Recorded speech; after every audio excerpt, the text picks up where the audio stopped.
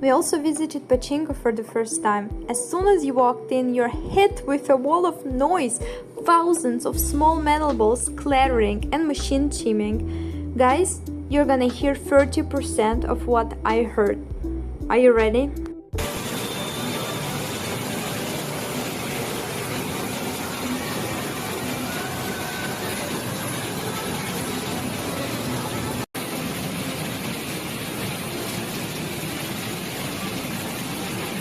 If you didn't understand, guys, it's kind of gambling, but in Japanese world.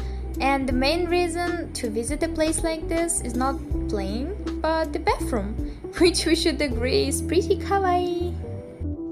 Fun fact about vending machines: Japan has around 4 million of them, and Tokyo has one of the highest densities in the world, about 1 machine for every 23 people. And they're literally everywhere, on sidewalks, inside train stations, shrines, and even residential streets.